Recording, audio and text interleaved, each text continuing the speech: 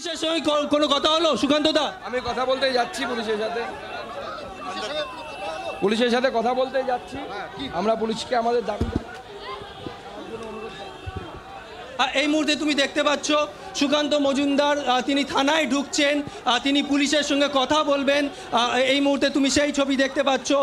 পুলিশের তরফে কিন্তু ব্যারিকেড দিয়ে ঘিরে রাখা হয়েছে গোটা থানা চত্বর, অর্থাৎ সবাইকে ঢুকতে দেওয়া হবে না, সেই ছবি তুমি দেখতে পাচ্ছ। আত্রি, আমরা দেখতেও পাচ্ছি।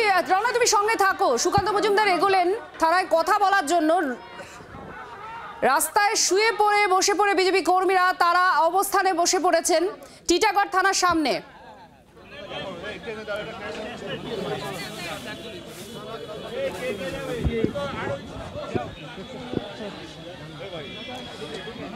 রোনা, আমরা দেখতে পাচ্ছি সুকান্ত মজুমদার ভেতরে গেলেন, কি বলছেন, কথা কি হলো সুকান্ত মজুমদারের সঙ্গে? দেখো, সুকান্ত মজুমদারের সঙ্গে আমাদের কথা হয়েছে। তিনি যেমনটা বলছেন যে পুলিশের তরফে তাদেরকে ডাকা হয়েছে, তিনি এই মুহূর্তে ভেতরে ঢুকেছেন। মূলত তুমি জানো যে সুকান্ত মজুমদার অর্থাৎ বিজেপির তরফে একটাই দাবি করা হচ্ছে, আজকে এই বিজেপির যে আইন অমান্য ছিল সেখানে যাদেরকে আটক করা হয়েছে তাদের প্রত্যেককে ছাড়তে হবে।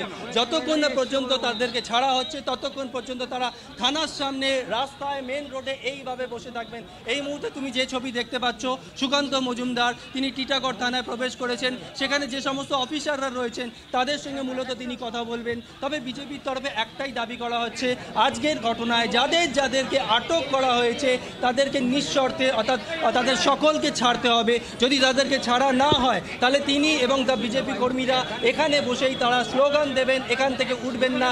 এমনটাই কিন্তু আমাদের ক্যামেরায় সুকান্ত মজুমদার জানিয়েছেন। আত্রি, রাস্তার কি অবস্থা? কারণ বিটি রোড এই মুহূর্তে অফিস টাইম, কি অবস্থা এই মুহূর্তে রাস্তার, যেহেতু এরা অবরোধ করছেন?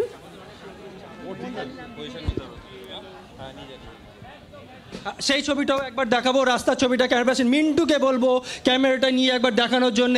এই মুহূর্তে তুমি দেখতে পাচ্ছ সুকান্ত মজুমদার যেমনি থানার ভেতরে প্রবেশ করেছেন, তবে বিজেপি কর্মীরা তারা কিন্তু মেন রাস্তাতেই রয়েছেন, মেন রোডেই রয়েছেন। গাড়ি দু জায়গার যান চলাচল কিন্তু এই মুহূর্তে বন্ধ রয়েছে, সেই ছবি তুমি দেখতে পাচ্ছ।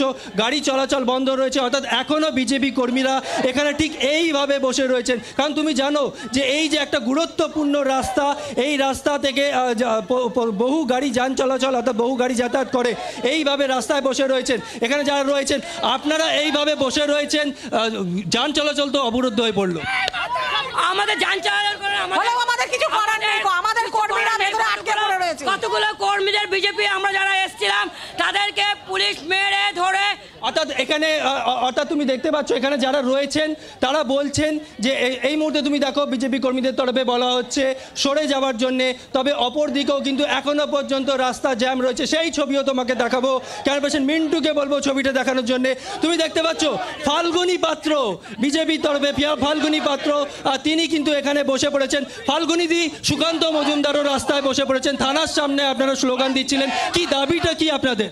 দেখুন, যেভাবে আমাদের মহিলা কার্যকর্তা এবং যারা এখানে লড়াই করতে এসেছিল সেই ছেলেদের যেভাবে মারধর করা হয়েছে, তাদের মাথা ফাটিয়ে দেওয়া হয়েছে, তাদের উপর লাঠিচার্জ করা হয়েছে, ইট বৃষ্টি করা হয়েছে এবং তারপর তাদেরকে অ্যারেস্ট করে ধরে আনা হয়েছে, এই নির্লজ্জতা, এই গণতন্ত্রের হত্যা, আমরা তার বিরুদ্ধে এখানে রাস্তায় বসেছি। তাদের আটকে রেখেছে, তাদের যতক্ষণ না মুক্তি দেবে ততক্ষণ আমরা এখানে রাস্তায় অবরোধ করে থাকব। বাংলার আওয়াজ, বাঙালির আবেগ, জি 24 ঘন্টা।